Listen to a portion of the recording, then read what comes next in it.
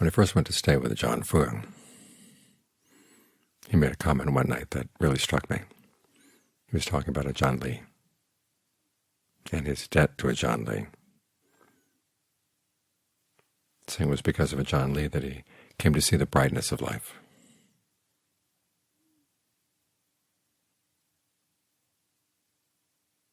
This struck me because I had heard so often the Buddha teaching that life is suffering, that was the first noble truth. Turns out it's not anybody's noble truth at all. After all, there are four noble truths about life, and one of them is that there is a cessation to suffering, and another is that there's something you can do to get there. That's where the brightness lies. The Buddha talks about people being born in darkness and going in light, born in light and going in light, born in darkness and going in darkness, born in light and going in darkness. And it doesn't matter how you come. What matters is how you go. And going in light means you practice.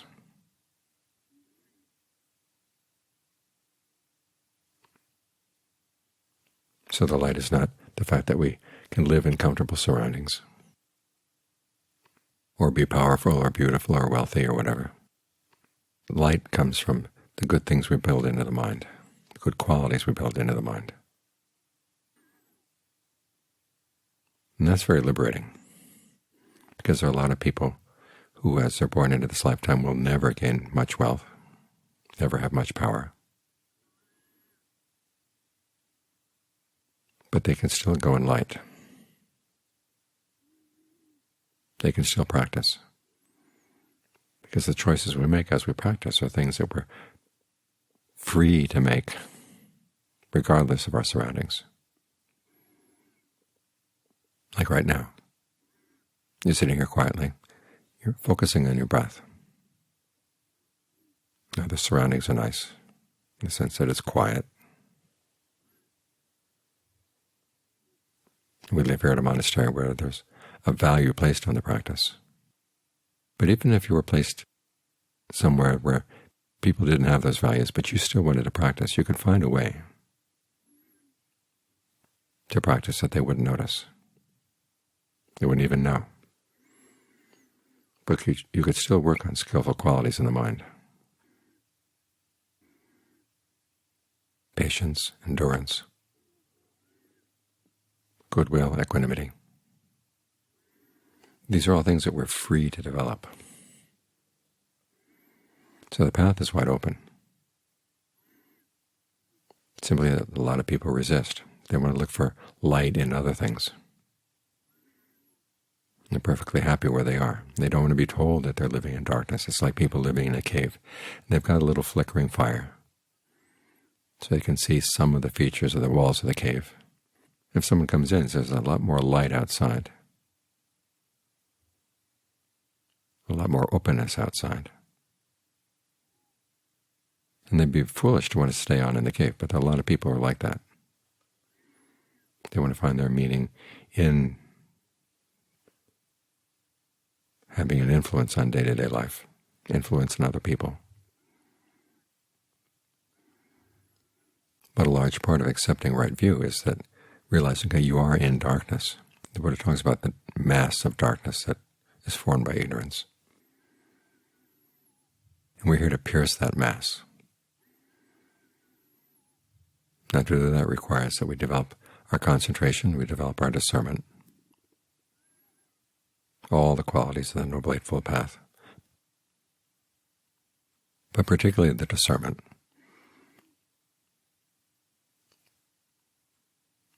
You engage in the path, and then you reflect on it.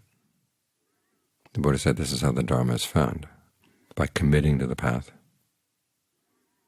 and particularly committing to what he calls the heightened mind, getting the mind in concentration, getting in right concentration, which implies all the factors of the path, and then watching what you're doing.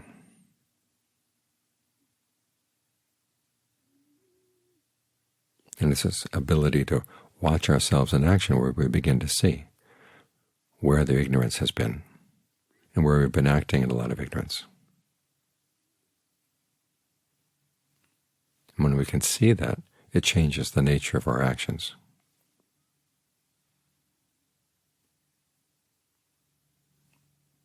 When the Buddha said that the mind is naturally luminous, he didn't mean that it's naturally pure or it's already awakened, simply that it can observe itself. That luminosity of the mind, he said, is the prerequisite for the fact that we can develop good qualities in the mind. We follow the path that the Buddha himself followed. We act, and then we reflect on our actions. We focus on the breath, and then we reflect on the way we're focusing. What's involved in the focusing?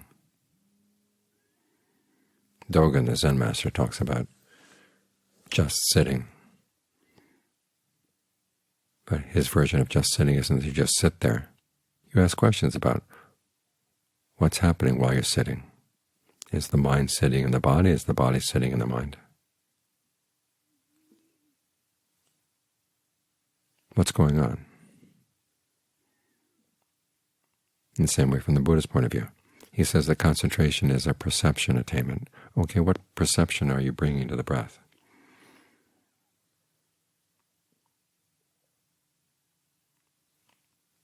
One of the things that I found especially illuminating in Ajaan Lee's teachings was his take on what it means to focus on the breath and what kind of breath you're focusing on. In the ancient texts, the in and out breathing is just one part of the wind element, and there's also the wind that goes throughout the entire body. And Ajaan Lee had the insight to say that you can connect those two concepts. When you're breathing in and out, aware of the whole body. You're aware of the whole wind element in the body and how it relates to the breath. In other words, the energy. Just by changing that perception, it changes breath meditation immensely.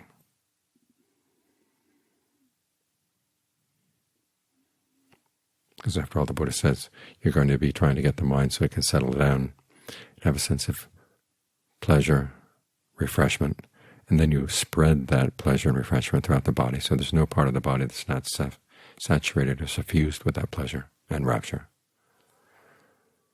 When you think of the whole body breathing, it's a lot easier for those feelings to flow.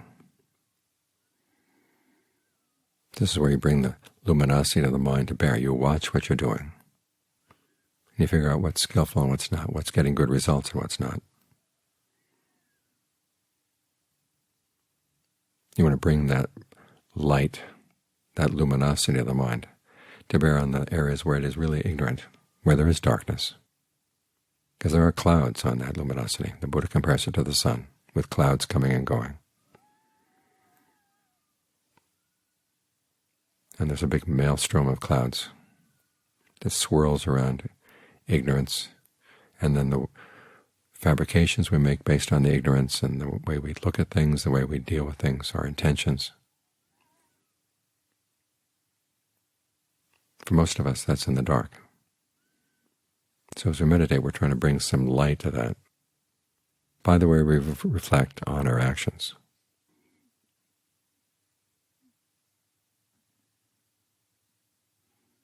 So even though the world may seem dark at times, we don't have to allow that darkness to affect the light of the mind, the potential for light in the mind. The potential is there. It's simply a matter of learning how to develop it. Once we start shining a light in the mind, then the darkness doesn't have the right to stay. And Ajaan Suwat made this comment one time.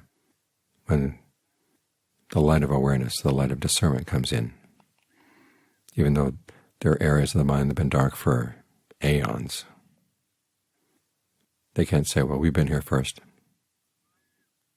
You have no right to come in. You bring the light in and the darkness has to go.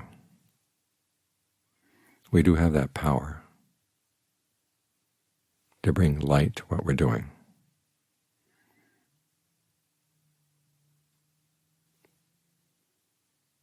And it's in this way that we discover the brightness of life, that through our actions we can put an end to suffering. because it turns out the suffering that weighs down the mind is the suffering that we're creating for ourselves, the suffering that comes from outside, all the problems of human society, the problems of living in a level of being where there's a lot of aging, illness, and death, a lot of conflict. That doesn't have to weigh the mind down.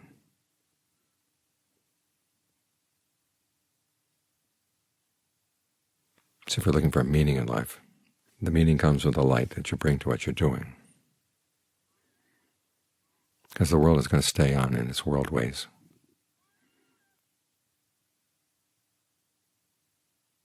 Even though we've had a Buddha and we've had many enlightened disciples, people are still fighting, still very ignorant. If we had to wait for everybody to get an awakening before we could get an awakening, it would never happen. Fortunately, we can light our path. And in lighting our own path, we can provide some light for others, so that those who want to light their own path can see this example, that it is possible. After all, as the Buddha said, the whole of the holy life is having admirable friends, because they're the ones who show us that it is possible.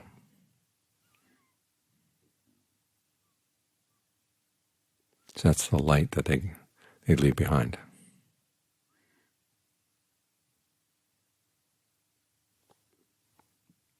So look for what brightness you have in your mind, your ability to observe yourself, to observe yourself in action.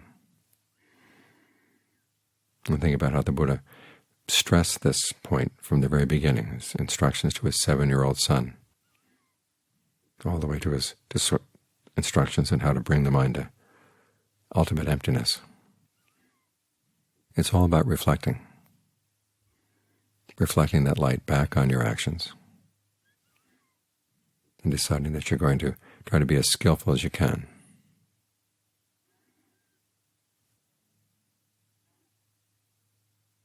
That's how you pierce the darkness and find how bright life can actually be.